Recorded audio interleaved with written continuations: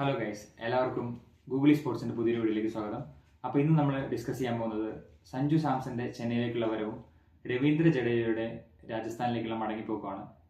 അപ്പോൾ സഞ്ജു സാംസൺ എന്ന പ്ലെയർക്ക് എന്തൊക്കെ അഡ്വാൻറ്റേജസ് ചെന്നൈയിൽ കിട്ടും, അദ്ദേഹത്തിന് ഡിസഡ്വാൻറ്റേജസ് എന്തൊക്കെയാണ് രാജസ്ഥാനിൽ നിന്ന് ചെന്നൈയിലേക്ക് വരുമ്പോൾ, രവീന്ദ്ര ജഡേജയുടെ കരിയറിനെ അതെങ്ങനെ ബാധിക്കും, Chennai and Rajasthan as A team അവർക്ക് എങ്ങനെയൊക്കെ ഇതിന്റെ ഇൻഫ്ലുവൻസ് വരും എന്നൊക്കെ നമുക്ക് ഡിസ്കസ് ചെയ്യാം. സോ ഫസ്റ്റ് തന്നെ സഞ്ജു രാജസ്ഥാനിൽ നിന്നും ചെന്നൈയിലേക്ക് വരുമ്പോൾ സഞ്ജുനുണ്ടാകുന്ന മാറ്റത്തെ പറ്റി നമുക്ക് ഡിസ്കസ് ചെയ്യാം. ഏറ്റവും ഒന്നാമത്തെ മാറ്റം, സഞ്ജു രാജസ്ഥാന്റെ ക്യാപ്റ്റൻ ആയിരുന്നു. തിരികെ ചെന്നൈയിലേക്ക് വരുമ്പോൾ അദ്ദേഹത്തിന് ക്യാപ്റ്റൻസി ലഭിക്കുമോ എന്നൊരു ക്വസ്റ്റ്യൻ നമ്മുടെ മലയാളികളുടെ മുമ്പിലുണ്ട്. ഞാൻ ഈയിടെ കാണാൻ ഇടയായ ട്രെൻഡ് എന്ന് പറഞ്ഞാൽ മാക്സിമം ഓഫ് രാജസ്ഥാൻ ഫാൻസ്, സഞ്ജുവിന്റെ ഫാൻസ് ആയിരുന്ന എല്ലാവരും ചെന്നൈയിലേക്ക് മറികടനം ചാടിയ ഒരു ട്രെൻഡ് നമ്മൾ കണ്ടിരുന്നു. അതുകൊണ്ട് തന്നെ ചെന്നൈയുടെ ഫാൻ ബേസ് കൂടാനുള്ള സാധ്യത കൂടുതലാണ്. അതുപോലെ തന്നെ തമിഴ്നാട്ടിൽ സഞ്ജുവിന് ഒരുപാട് ഫാൻസ് ഉണ്ട്. അപ്പോൾ സഞ്ജുവിന്റെ ഫാൻ ബേസും കൂടാനുള്ള സാധ്യതയുണ്ട്. അപ്പോൾ സഞ്ജുവിന് ഇൻ ടേംസ് ഓഫ് ഓഡിയൻസിന്റെ അല്ലെങ്കിൽ ഇൻ ടേംസ് ഓഫ് ഫാൻസിന്റെ എണ്ണത്തിലും സപ്പോർട്ടിലും ഒരു ഉയർച്ചയുണ്ട്. പക്ഷേ ക്യാപ്റ്റൻസി, രാജസ്ഥാൻ പോലുള്ള ഒരു ചെറിയ ടീമിന്റെ ക്യാപ്റ്റനായിരുന്ന സഞ്ജു ചെന്നൈ പോലെ വലിയ ടീമിലേക്ക് എത്തുമ്പോൾ അവിടെ ക്യാപ്റ്റൻസി ലഭിക്കുമോ എന്നൊരു ക്വസ്റ്റ്യൻ അവിടെ നിലനിൽക്കുന്നുണ്ട്. അപ്പോൾ അതാണ് സഞ്ജുവിന് ഉണ്ടാകുന്ന ഒരു ഡിസഡ്വാൻറ്റേജ്. ക്യാപ്റ്റനായി കളിക്കാൻ പറ്റുമോ? അത് മാത്രമല്ല, സഞ്ജു ധോണിയെ പോലെ ഒരു വിക്കറ്റ് കീപ്പർ ബാറ്റ്സ്മാൻ അവിടെ ഉള്ളപ്പോൾ സഞ്ജുവിന് പെർമനന്റ് ഒരു സ്പോട്ട് ടീമിൽ കിട്ടുമോ എന്നൊക്കെ ഒരു സംശയമുണ്ട്. സഞ്ജുവിന് എന്തായാലും ചെന്നൈ ടീം ഒരു ലോങ് ടേം പ്രോസസ്സിലേക്കാണ് എടുത്തിരിക്കുന്നത്. കാരണം ജഡേജയ്ക്ക് 37 വയസ്സായി, സഞ്ജു വെറും 30 വയസ്സാണ്. അപ്പോൾ ചെന്നൈ മാനേജ്മെന്റിന്റെ ഒരു മൈൻഡ് സെറ്റ് എന്ന് പറഞ്ഞു കഴിഞ്ഞാൽ ലോങ് ടേമിലേക്ക് അവർക്ക് ആ ടീമിനെ ബിൽഡ് ചെയ്യാൻ ജഡേജയേക്കാൾ ആപ്റ്റ് സഞ്ജു ആണെന്ന് തോന്നലുള്ളത് കൊണ്ടാണ് അവർ സഞ്ജുവിനെ എടുത്തത്.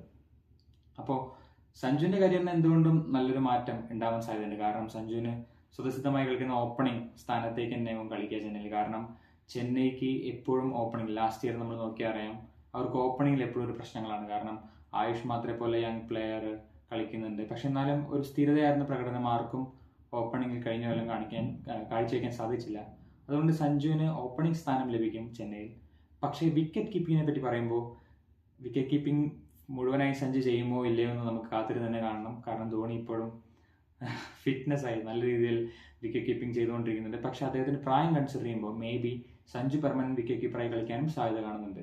ഇല്ലെങ്കിൽ ധോണി വിക്കറ്റ് കീപ്പർ ആണെങ്കിൽ സഞ്ജു ഒരു ഫീൽഡറായിട്ടോ അല്ലെങ്കിൽ ഇമ്പാക്ട് പ്ലെയർ ആയിട്ടോ കളിക്കാനുള്ള സാധ്യതകളും കാണുന്നുണ്ട്. സഞ്ജു ഏത് പൊസിഷനിൽ കളിക്കുമെന്ന കാര്യത്തിൽ ഏതാണ്ട് ഉറപ്പാണ്, ഓപ്പണിംഗ് ആയിരിക്കും. പക്ഷെ സഞ്ജുവിന്റെ ക്യാപ്റ്റൻസി ലഭിക്കുമോ അല്ലെങ്കിൽ സഞ്ജു പെർമനന്റ് വിക്കറ്റ് കീപ്പറായി തുടരുമോ എന്ന കാര്യത്തിലൊക്കെ നമുക്ക് സ്റ്റിൽ ഡൗട്ടാണ്. അത് IPL അടുത്ത സീസൺ തുടങ്ങുമ്പോൾ മാത്രമേ നമുക്ക് പറയാൻ സാധിക്കുകയുള്ളൂ.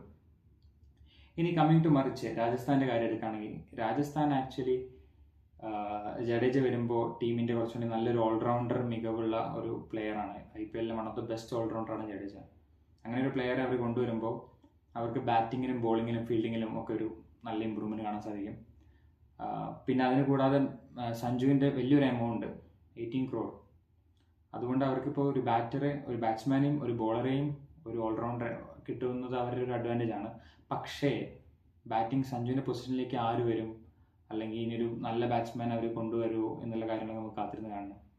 അപ്പോൾ രാജസ്ഥാനിന്റെ നമുക്ക് എന്തായാലും ടീമിനെ പറ്റി മുഴുവനായി അറിയണമെങ്കിൽ, അല്ലെങ്കിൽ രണ്ട് ടീമിന്റെ മുഴുവൻ ടീമിനെ പറ്റി അറിയണമെങ്കിൽ നമുക്ക് ഓപ്ഷൻ വരെ കാത്തിരിക്കണം. ഇതുവരെയുള്ള അനാലിസിസ് വെച്ചിട്ട് നമുക്ക് ആസ് എ മലയാളി സഞ്ജുവിന് എന്തായാലും ഒരു അഡ്വാൻറ്റേജ് ആയിരിക്കും. കാരണം തമിഴ്നാട്ടിൽ സഞ്ജുവിന് കിട്ടാൻ പോകുന്ന ഇമ്പാക്ട് അല്ലെങ്കിൽ സഞ്ജുവിന് കിട്ടാൻ പോകുന്ന ഫാൻസ് അതെന്തായാലും വളരെ വലുതായിരിക്കും. എന്നാലും നമുക്ക് കാത്തിരുന്ന് കാണാം ഇതെങ്ങനെ വരും. Whether it will be good for Sanju or not, we can wait and see. ഇതുപോലുള്ള കൂടുതൽ വീഡിയോകൾക്കായി കാത്തിരിക്കാൻ. നമുക്ക് ഇനിയും IPL ഓരോ വിശേഷങ്ങൾ അല്ലെങ്കിൽ ചാനൽ പോസ്റ്റ് ചെയ്യുന്നതാണ്. ഓരോ ടീമിന്റെ റിട്ടേൺ ചെയ്ത പ്ലേയേഴ്സ് ഏതാ, റിലീസ് ചെയ്ത പ്ലേയേഴ്സ് ഏതാന്നുള്ള കംപ്ലീറ്റ് അനാലിസിസ് വീഡിയോ വരുന്നുണ്ട്. അപ്പോൾ എല്ലാവരും ചാനൽ സബ്സ്ക്രൈബ് ചെയ്യുക. കൂടുതൽ വീഡിയോകൾക്കായി ചാനൽ സബ്സ്ക്രൈബ് ചെയ്യുക.